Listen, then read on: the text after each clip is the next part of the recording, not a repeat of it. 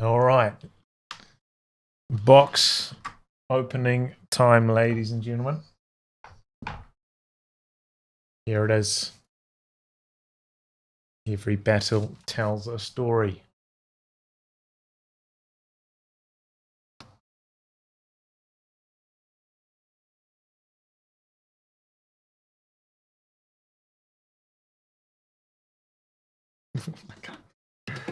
Maybe I can do it like this.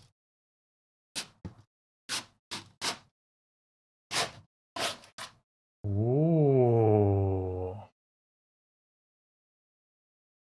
Company of Heroes 3. Oh, it's got the relic logo at the top there. Oh. The rusty. Got some weathering on it. It's got a few dings in it. I don't know if you can see that. There's a ding in it over there. In this corner as well. A ding there.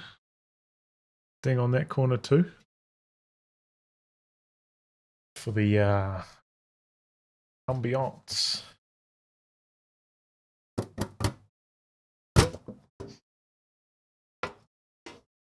Oh, surprised customs didn't take this mess I'm about to make. Oh. What do you think that is?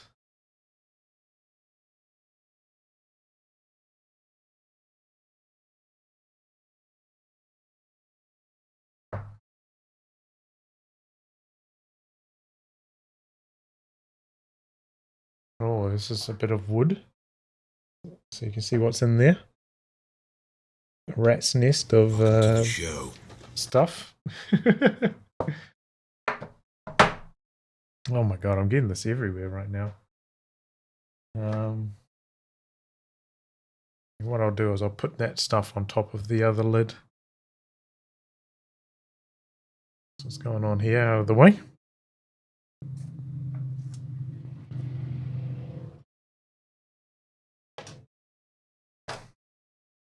Okay, and inside the box, you might not be able to tell, but like some of these are like shiny. Like this one here is shiny. It's kind of like painted wood or something, these little rock looking things. Painted like super dehydrated wood or something. Very strange. I'll do it. Get it on camera as well. Alright, so we've got a letter. We might take a look at that shortly.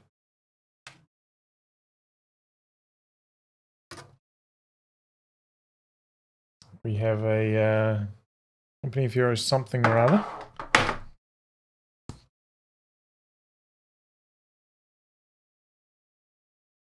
Oh.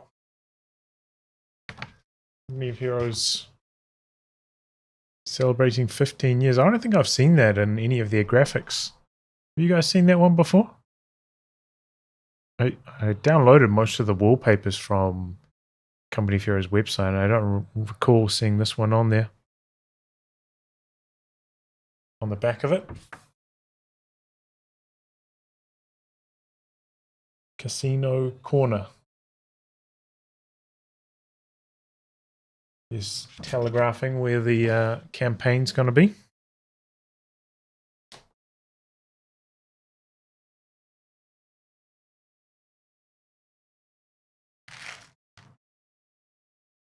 Man, I'm getting this. I'm getting this everywhere. Okay, next up. Next out of the box. Oh my god, it's got all this dirt on it, dude. I have to vacuum after this. Oh, I've got a flag.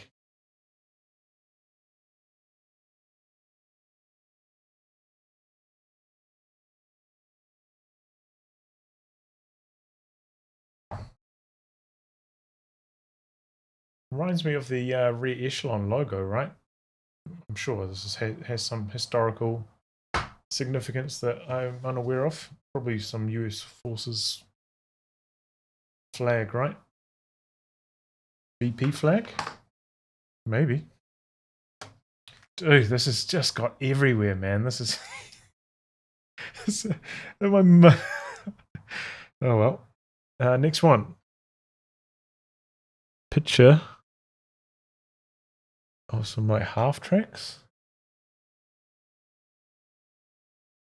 on a dock or something. Group transports, trucks. And on the back of that,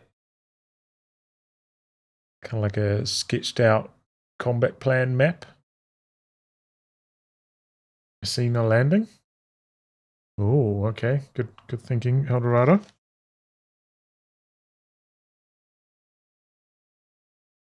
Like a ruined church. Here it goes.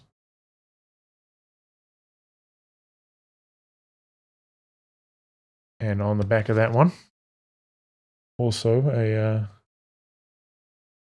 battle plan.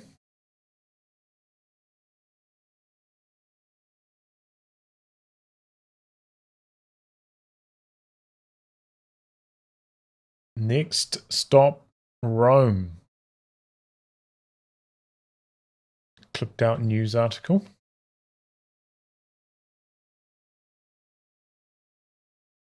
Do you guys want me to read some of this stuff?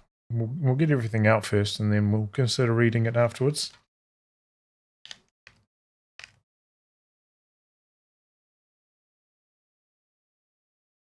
Oh my god, I'm getting this crap everywhere, dude. How am I supposed to play after this? Same logo on a bag. Opening the bag. It's inside.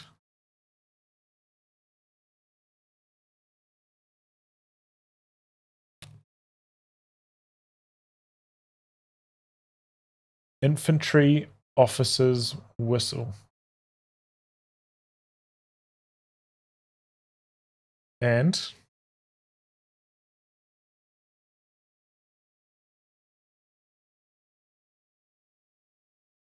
a war medal.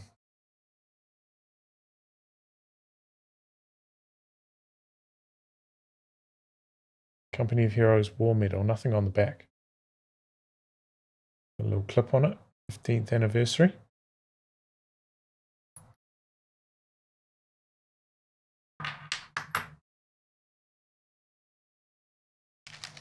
Blowing it? Oh, yeah, I will in a minute.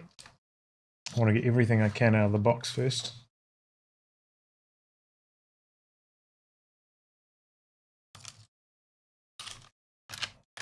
Next one. Company of Heroes 3 paper bag. And inside, 15 years badge.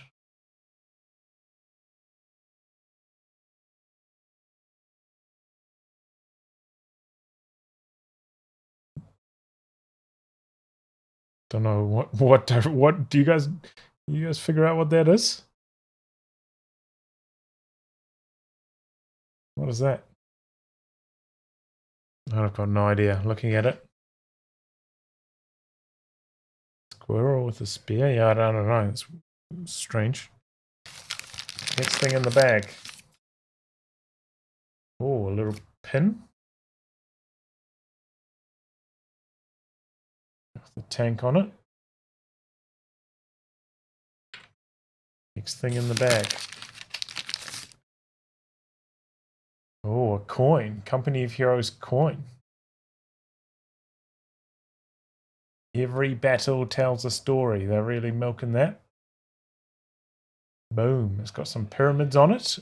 Why are there pyramids? Oh, where could the other campaign be? And it's got the Colosseum on it. I wonder where the game is set.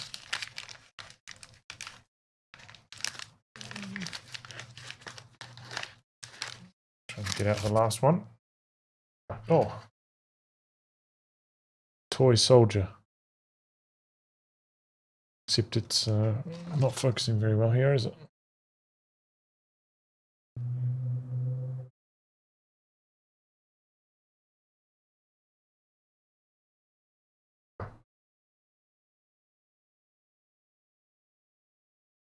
Alright, guys.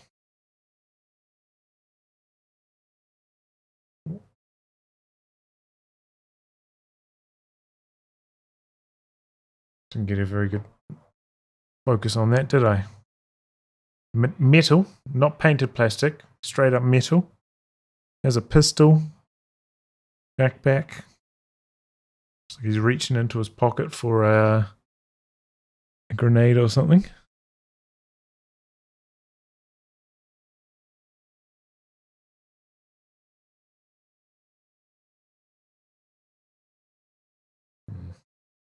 Damn webcam. All right. Whistle.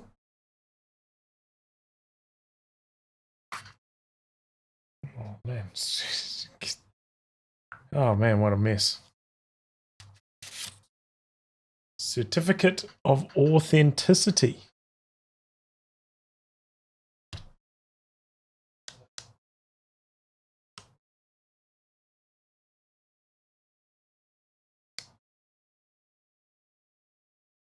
Why does it keep focusing on my head? There we go.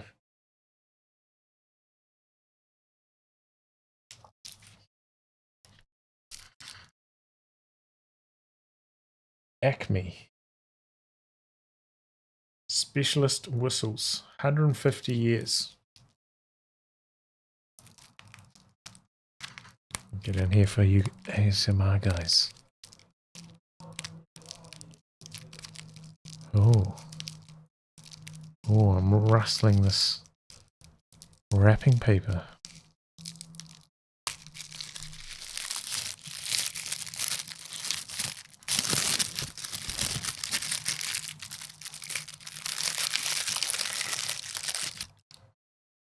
Here it is. It's got an inscription on it.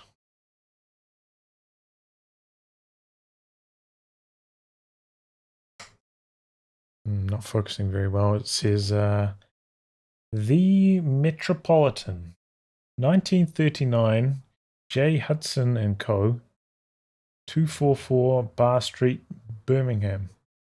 Made in England. England. Watch your ears, chat. You've been warned. Alright, I'm going to give this one a quick puff. Ready? Wipe it off first. Alright.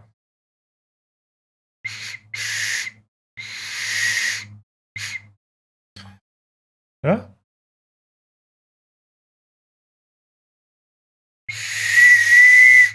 Oh, you have to blow on it pretty hard to get a noise.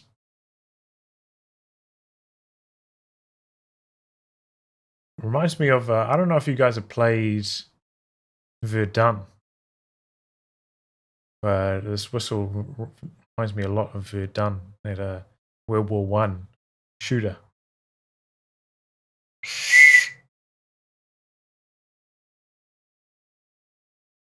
Don't want to blow any harder than that. Other people living in this house, but that's the whistle. It looks very nice. This whistle, quality stuff. In fact, maybe I could add whistle time instead of gong time to the rotation for the stream, eh? All right, here's the letter. Story time with Tightrope, courtesy of the company COH3 goodie box. Dear Mum and Dad, thanks for your letter. I do love reading how things are back home. Sorry, the handwriting is quite hard to read.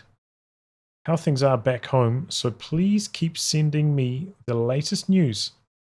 Some of the guys don't get many letters, so I always tell them what's happening back in Blighty. Don't worry, Mum. I skipped the personal stuff. I cheered so loud when I heard... Cried? No, that looks like cheered. Cheered so hard when I heard... Boz passed his exams. I had to explain to everyone else why I was so happy. They're happy too. Things have been a bit lively here since I last wrote you. Probably heard about Salerno. I thought we'd steam into port and be welcomed with open arms by the Italians. I was wrong. The resistance? Yeah, the resistance by the enemy was much greater than we expected. I wasn't part of the first landings, and by the time my LST went ashore, there were hundreds of boats all steaming towards the shore, while squadrons of lightnings droned overhead this plane. It was really quite splendid. Jerry fought hard, and we were kept very busy for the first few days. My guns were near a battery of heavy AA anti-air. That's just decoding that for you guys. And they were firing constantly. It was terrifically loud. My ears were ringing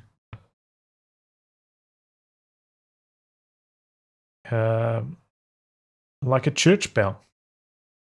We captured some Jerry, and they said it's the worst shelling they've ever seen. Eventually, we pushed the enemy back and were able to get a bit of a breather. There were even a couple of nights where I managed to get a bit of sleep. We got supplies of something, walnuts and grapes from the locals, and fresh milk from a farm that had been connected into a medical dressing station. Not as good as your cooking, Mum, but better than army rations. We're in Redacted now, and the weather has taken a turn for the worse. It's wetter than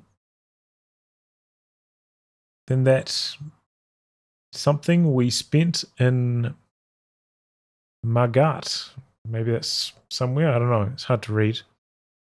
Some of the men from the 7th Armoured Division rolled into town yesterday.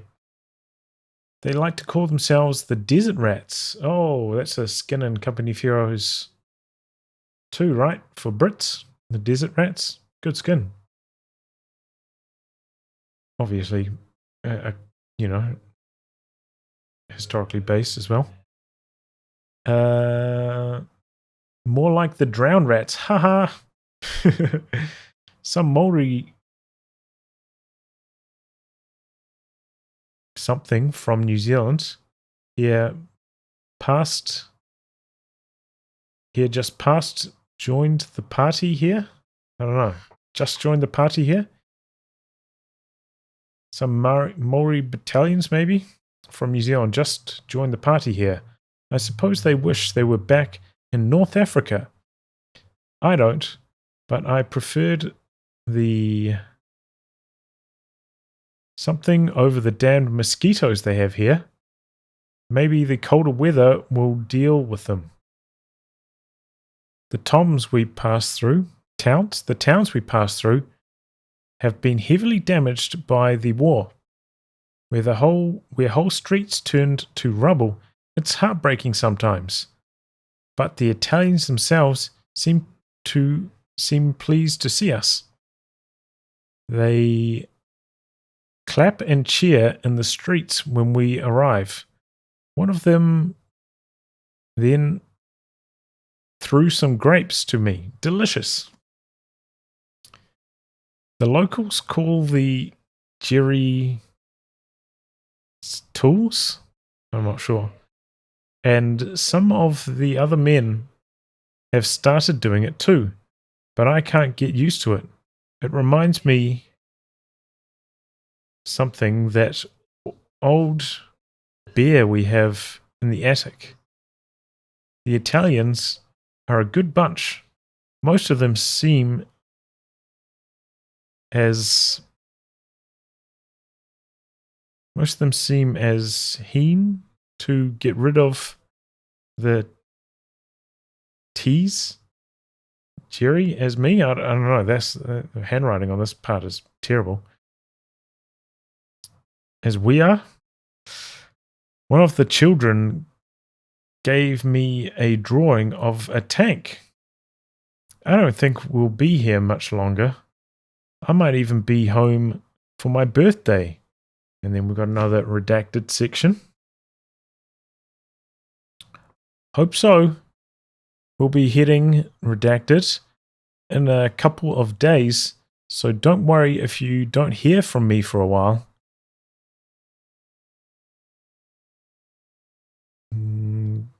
Grub's up soon, and I don't want to be last in line again, so I guess I'd better stop now.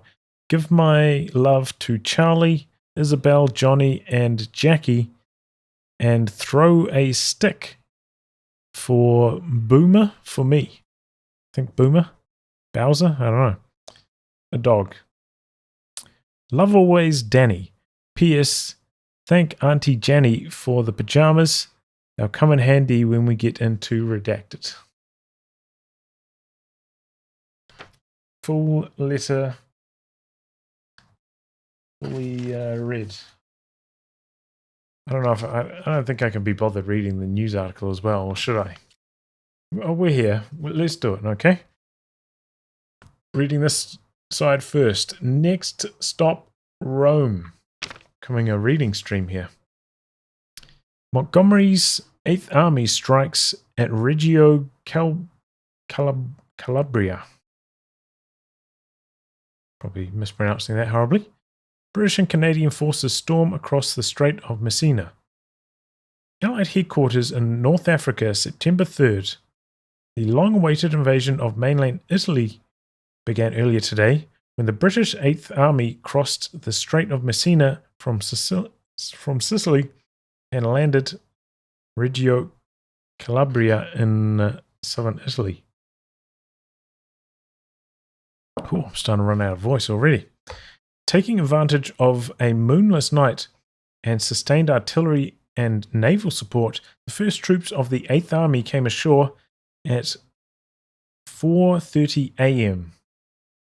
Thus began the latest offensive against Adolf Hitler's forces. Further landings are expected over the coming days, and with the removal of Benito Mussolini, it can only be a matter of time before Italy falls to the Allied advance. Germany remains defiant, but after their defeat in North Africa and the successful eviction of forces from Sicily, the German war machine is beginning to falter. The Allied push into Italy can only be seen as the next step towards the inevitable liberation of Europe. End of article. Next one. A flyer's view of Allied assault. US pilot gives first eyewitness account of landings. Allied headquarters in North Africa, September 3rd. North Africa. Ooh. The first eyewitness account of Allied landings operation came from the pilot of an American bomber, Pilot Officer M. Thompson of Arizona. M. Thompson described seeing immense explosions as artillery rained down on enemy locations and dozens of aircraft providing air support for the men below. Okay, switching on to the backside. Gas mask debate rages on. Oh, is this timely? Mask debate, and then Hollywood stars close call. Politicians have once again raised the question of introducing fines for members of the public who venture out without their government-issued gas mask. Oh, why did they include this one in the pamphlet, eh?